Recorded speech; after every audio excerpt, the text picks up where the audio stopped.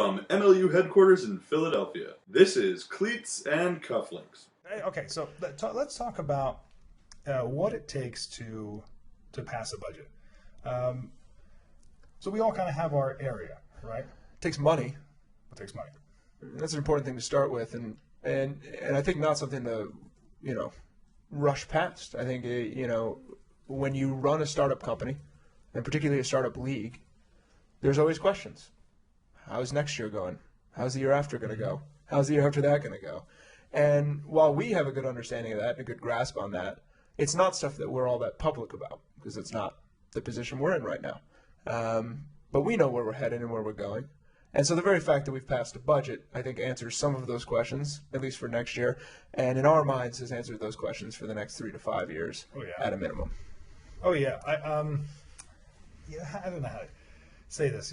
I feel quite strongly about and proud of the business we do, and this is the entire organization. We just do good business. We have a tight budget. We always do. Oh, yeah. We have a plan to grow this that is much more grassroots and I hate the word conservative, but it just is a. Everybody says conservative. Everybody says it, but it's. We're lean. Everybody says lean too. Lean's a big one. People come into sports and they throw money around, and they lose it. And with meeting with our mentors and people we've talked to, I think about this every day. The guy who said sports can humble the wealthiest billionaire and the most business savvy billionaire. That's what he said, because it's that hard. It's like, yeah, it's so hard because there's no end to the amount of money you can put in. Mm-hmm. Like if we were building widgets, right? You can build only so many widgets that would make sense, and then you can market those widgets, and there it is. But in sports, you can pay money in every avenue, almost to no end. Like there's so many ways to just throw away money, and you need to be smart about it. And we've seen it league after league, team after team. You hear about it all the time. And so anyway, I'm proud of the investors we have. We got a good group, and it's solidified us here for many years, and that's exciting. Definitely. So you're right. So number one thing is to get money. Then 2 is to allocate how you're going to use that money and how you're going to do the things that make people want to put in more money. And this is from every avenue. Your customers, your investors, your sponsors. Sponsors, I want to talk about that. Well, we'll get to that. Okay. But it's everything comes down. Business. You ever watch Shark Tank? I don't. You talk to me about Shark Tank a lot. I feel like I've seen it a number of times. Do you not watch it because I watch it? It's the biggest reason. I don't watch a lot of television programs. I watch my footy, my soccer. Okay. You should stop doing that. That's boring. I do that. Yeah, that sport's not going anywhere. Most likes on Facebook. Can we real quick? What person do you think has the most likes on Facebook? Most likes on Facebook. Okay, you get 5 seconds. 5 seconds. 1. Okay, they're done. No, they're done. That's okay. It's Cristiano Ronaldo. Cristiano Ronaldo just clicked over the 100 million like mark today to take the lead over, I believe, Shakira. Man, who knew? Yeah. So anyway, soccer has caught on. I'll believe it when I see it. Where were we? I don't know. So off topic there. Where was going there? Well, we're talking about this. How do we allocate money in a budget? How do we make those kinds of decisions? And how do we, value the different parts of our operation in terms of trying to get the results that we need, which is more money coming in from investors, sponsors, fans, etc. And that's really the meat of the budget process and probably the thing that takes the most time. I mean, we've worked on this for months now before we finally got to the point where we were able to pass it, nail it down, and be ready for 2015. When, by the way, I'm not shy about saying this is a very good year for us. This is the earliest that we've passed a full year budget. Gives us a lot of time to do the things we need to do for 2015. Makes me very excited because we can plan earlier, we can lock things in earlier, we can get moving earlier, and I think that's a credit, to everyone on our staff for doing the work they needed to do to get these budget numbers in place, for everyone on the board for doing the work they needed to do to get them approved, and it's just 2015. Yeah. We're in now. I'll say this too. We have never hit our goals in the budget. We haven't done poorly by any imagination. We've done great things. And we have set goals for ourselves that were hard to get to. Yep. But certainly were achievable. So they weren't, so far out that it made no sense. And we have never hit them. So for us, we sat in the off season and said, we are going to make a goal that is not easy, but we're going to hit it this year. Because if we hit that goal, it's over. We're on fire. I'm excited to say, that's me knocking on wood. This is not wood. There's some wood under here, under the desk. Okay, we gotta. I think I'm broken half. Do you know that this weighs about half a pound? This weighs less than an iPhone. Yeah, you can just pick this up, hold it up to your ear. Yeah. So, which actually, I bought the new iPhone 6 Plus. It's about and this I feel size. like it's this size. Yeah. I'm excited about it. In a couple avenues, one of them being sponsorship. Jonathan McQueen and his team. My goodness. I don't know what happened in the last couple of weeks. I do know what happened. It was Jonathan McQueen, but lightning hit. And that's all I'm going to say right now. They are just this is what we've learned in Isn't Lightning McQueen Lightning McQueen, the character from the Cars movie? Yeah. He's very fast. Lightning McQueen. New nickname.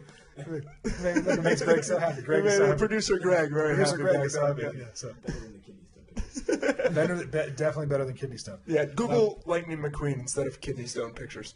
This is one thing I can tell you. If you're starting a business, you're doing something, is that when you get it right, all of a sudden the water starts flowing.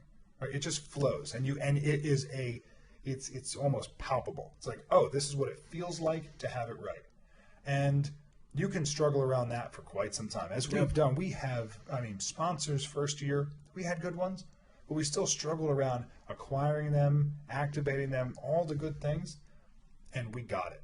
We totally got it. And I don't know where it's going to end, but I can tell you that goal is the target's on it, and it's past it. Like, we realize what we can do now.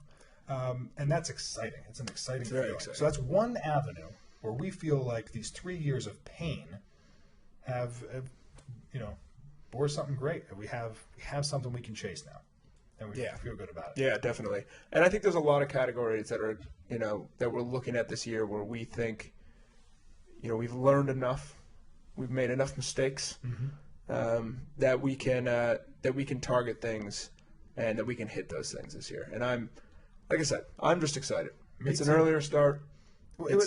It's a beginning. We're beginning the season now. Yes. 2015. 2015, baby. It starts Now, today.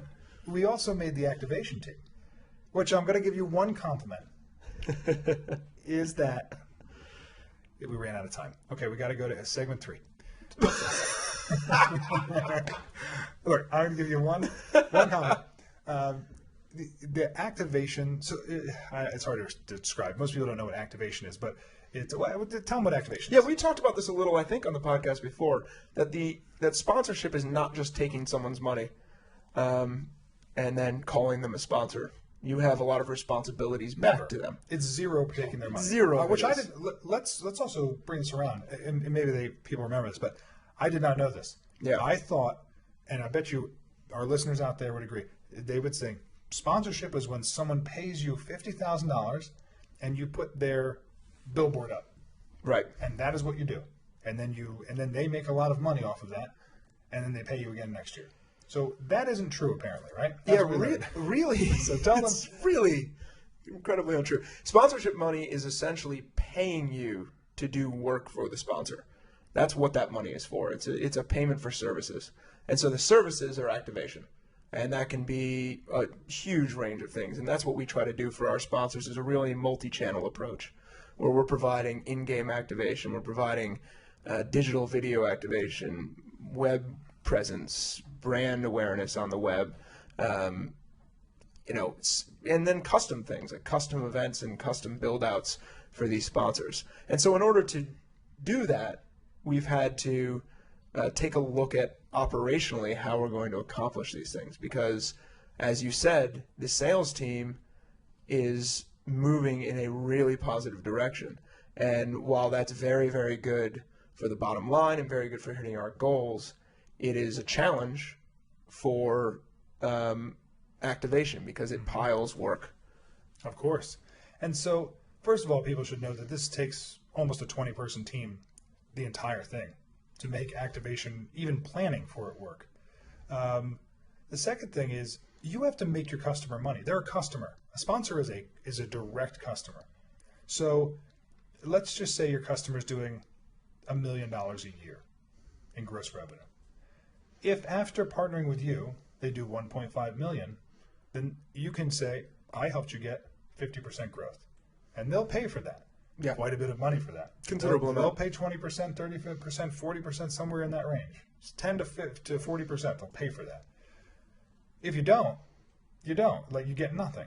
Doesn't matter how they may have paid. They could pay you here. They could pay you 50 grand, and then if you don't do anything, they're going to say, "Why would I ever do that again? Like, you did nothing." Yeah. To get so now think about this. Someone is going to pay you 20% of $500,000 because you're going to get them $500,000. How easy do you think it's going to be to get someone $500,000 of revenue? That's going to take a lot of work. It's going to take videos, commercials, all sorts of activation. And that's what we realized. Like, we got to do a lot of work to get a lot of money. Absolutely right. And yeah, I mean, people are looking for good returns on these investments. It's an investment on the part of the sponsor. It's a marketing investment. It's an advertising investment. And, they're going to be looking hard at your performance and at the ROI. So activation is not just turning on all the dials. It's also recording all the activity, making sure you can prove that you've executed what you said you were going to, and being able to show them the performance of those campaigns. Now let's talk about. I don't want to focus on the negative, but in terms of branding, and this is again your thing. Congratulations. We're pretty awesome. Everybody knows the MLU brand is awesome, but in terms of advertising, we think we've sucked. Right? Oh yeah, just terrible. So we changed that this year. We said, okay, we're going to get professional. This is actually more of this is a 5-year plan. 3-year plan. Yeah. Starting off with a marketing campaign. Do you want to talk that just a bit? What are we going to do different in marketing? Yeah, I think the big thing that we need to do is we needed professional help. So we've gone out and we found a couple of agencies that we like, and we're working with them on developing some plans to approach our marketing. The second thing is we need to prove what works and what doesn't. And we need to take that in a very scientific manner. And the best way to do that is to choose a market, choose 2 markets, focus our marketing attentions there, using the other markets as control groups, and be able to prove what campaigns work, what don't. And then as soon as you do that, you put them in all the markets. And then we go back and we do the same thing over again. So we're developing a plan now that will do that will take a market or 2 that we've identified as the places we can execute the best, run multi-channel marketing campaigns that are dynamic, so they shift along with what's being successful and what isn't. Take all the numbers and results from those campaigns at the end of the year and sit down and develop a marketing campaign based on those for the entire next season. So, what have we? Are you drinking my water? I am going. People can see this on. You can see. You pour the water in your own glass and then you drink from your own. How do you think you get sick? You're so funny. You crack yourself up. So, you talked about the rollout.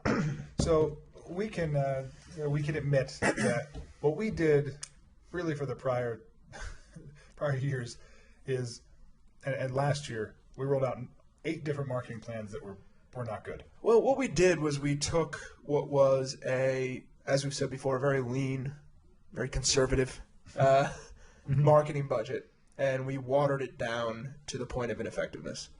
I think that's part of the problem.